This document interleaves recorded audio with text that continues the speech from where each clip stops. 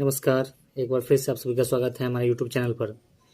आज के इस वीडियो में मैं आपको पूरी डिटेल्स में बताने जा रहा हूँ यूज ऑफ ए और एन। इस बात की गारंटी है कि इस वीडियो के बाद आपको कभी भी ए और एन के यूज़ में कोई प्रॉब्लम नहीं होने वाली है। तो वीडियो को ध्यान से देखें और अंत तक देखें, तभी आपका कॉन्सेप्ट क्लियर हो पाएगा।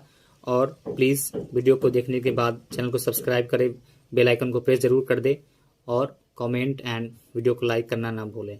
तो चलिए बढ़ते हैं आगे और देखते हैं यूज ऑफ ए और एन। तो सबसे पहले हम कुछ रूल्स को ओवरव्यू करेंगे। रूल्स क्या है, सबसे पहले हम ये देखते हैं।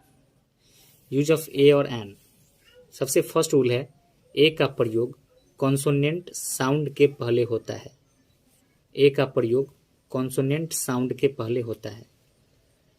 फ्रेंड्स, ए और एन का प्रयोग लेटर के ऊपर डिपेंड नहीं करता है, डिपेंड करता है वर्ड्स के साउंड यानी प्रोनाउंसिएशन, जिसे हम उच्चारण बोलते हैं, उसके ऊपर। अगर किसी वर्ड का उच्चारण वॉवेल साउंड है, चाहे वो वर्ड कॉन्सोनेंट से शुरू क्यों ना हो, उसमें एन यूज करेंगे। और अगर किसी वर्ड का साउंड कॉन्सोनेंट साउंड है, चाहे वो वॉवेल से ही शुरू क्यों ना हो, उसके साथ ए का यूज करेंगे। तो ए का प्रयोग हम कॉन्सोनेंट साउंड के पहले करते हैं।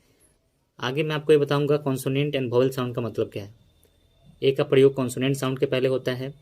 सेकेंड रूल है हमारा, ए का प्रयोग सिंगुलर काउंटेबल नाउन के पहले होता है। ए और एन का प्रयोग हमेशा हम सिंगुलर काउंटेबल यानी जिसको गिना जा सकता है उसी के साथ करेंगे, और जो सिंगुलर यानी एक वचन में हो। नेक्स्ट है, अगला जो रूल्स है हमारा वो है एन का प्रयोग वॉवेल साउंड के पहले होता है। अगला रूल्स है ए और एन का प्रयोग प्लूरल नाउन के साथ नहीं होता है। जी बिल्कुल, इस बात को ध्यान रखना है, ए और एन का प्रयोग कभी भी प्लूरल नाउन के साथ नहीं होगा, हमेशा सिंगुलर फॉर्म में होना जरूरी है, तभी हम उसके साथ ए और एन का प्रयोग करते हैं। नेक्स्ट है, अब हमारा जो मेन चीज़ है, मेन टॉपिक है, कॉन्सोनेंट साउंड क्या होता है एंड वॉवेल साउंड क्या होता है।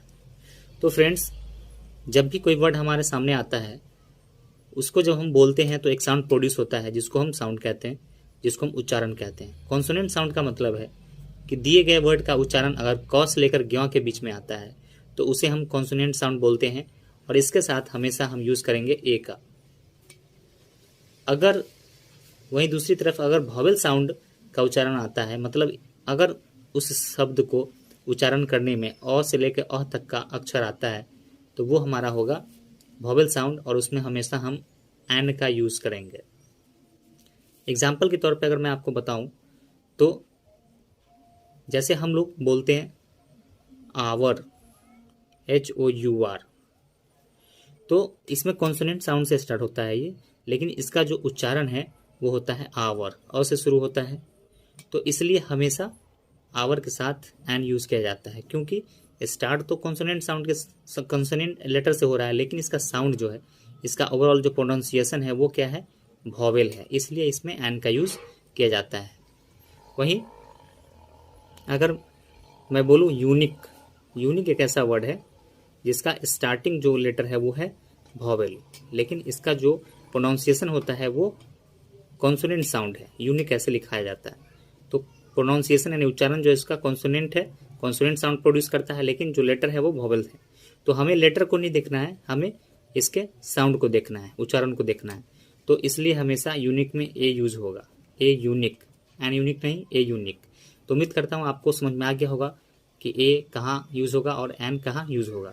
ध्यान रखना है आपको, ए और एन का यूज वर्ड के प्रोनाउंसिएशन यानी उच्चारण पर डिपेंड करता है, उसके साउंड पर डिपेंड करता है, लेटर पर डिपेंड नहीं करेगा। तो इन सब चीज़ों को मैं एग्जाम्पल के थ्रू आपको बताने वाला हूँ, कहाँ हम ए का और एन का यूज़ करते हैं। यहाँ मैंने 10 एग्जाम्पल लिखे हैं जिसको मैं आपको बताता हूँ। फर्स्ट है, यह एक घोड़ा है, एक ट्रांसलेशन, यह एक घोड़ा है, तो इसका ट्रांसलेशन होगा दिस इज ए हॉर्स, क्योंकि हॉर्स क्या है, एक कॉन्सोनेंट साउंड प्रोड्यूस कर रहा है, इसलिए ए होगा। नेक्स्ट है, यह एक अंडा है, तो this is an egg, egg इसलिए क्योंकि यहाँ पे जो एग हम लिखेंगे तो ये ऐसे आएगा, तो ये हमारा क्या है, एक वॉवेल साउंड बता रहा है, ए आ गया तो वॉवेल साउंड है, इसलिए एन का यूज किया गया है। नेक्स्ट है, वह एक हाथी है, तो डैट इज एन एलिफेंट होगा, ये भी एक वॉवेल साउंड प्रोड्यूस कर रहा है। यह एक छाता है, तो दिस इज एन एलिफेंट होगा, क्योंकि वॉवेल साउंड प्रोड्यूस हो रहा है। मैं एक भारतीय हूँ, I am Indian, I am an Indian. यहाँ पे इंडियन वॉवेल साउंड प्रोड्यूस कर रहा है, इसलिए एन यूज़ किया गया है। वह एक विद्यार्थी है, he is a student, student consonant sound produce कर रहा है, इसलिए ए लगा दिए हैं। यह चाय है, तो दिस इज टी। और एक चीज़ और ध्यान रखना है आपको, ए और एन का प्रयोग अनकाउंटेबल के साथ भी नहीं होगा। नाउन हमेशा काउंटेबल हो, गिनने लायक हो, तभी हम उसके साथ ए या एन का प्रयोग करते हैं। तो आप समझ गए होंगे कि यहाँ टी के साथ क्यों नहीं हुआ है, क्योंकि टी को हम गिन नहीं सकते, चाहे अनकाउंटेबल होता है। नेक्स्ट है, यह एक यूनिवर्सिटी है। देखिए, दिस इज ए यूनिवर्सिटी होगा। क्यों? क्योंकि यूनिवर्सिटी का जो लेटर है वो अब वॉवेल जरूर है, लेकिन इसका जो साउंड है, इसका जो साउंड आ रहा है वो कॉन्सोनेंट साउंड प्रोड्यूस हो रहा है, इसलिए यहाँ पे ए फॉलो करेगा, ए लगेगा। नेक्स्ट है, वह एक लड़का है, तो डैट इज ए बॉय। बहुत इजी है ये सब आपको समझने के लिए। यह एक सीओ है, तो दिस इज अ सीओ। तो उम्मीद करता हूँ इस वीडियो के माध्यम से आप समझ गए होंगे कि ए और एन का उच्चारण सही तरीके से, प्रॉपर तरीके से और कॉन्फिडेंटली कैसे किया जा सकता है। तो बस आपसे उम्मीद करता हूँ कि आपको वीडियो अच्छा लगा होगा, और प्लीज़ वीडियो अच्छा लगा है तो चैनल को सब्सक्राइब जरूर करें, बेल आइकन को प्रेस जरूर कर दें, और वीडियो को लाइक एंड कमेंट जो हो, आपका सुझाव सजेशन जो भी हो आप दे सकते हैं। अगर कोई इसमें आपको लग रहा है कि कोई एरर है तो आप उसके लिए हमें सजेस्ट कर सकते हैं, मैं बिल्कुल इम्प्रूव करने का 100% कोशिश करूँगा। और कोई सलाह हो आपका तो भी आप कमेंट बॉक्स में कमेंट कर सकते हैं। उम्मीद करता हूँ आपको अच्छा लगा होगा वीडियो। मिलते हैं अगले वीडियो में, और प्लीज़ चैनल को सब्सक्राइब करना ना भूलें, ताकि हमेशा मैं आपके लिए एक नए नए वीडियो बनाकर लाता रहूँ। Thank you so much.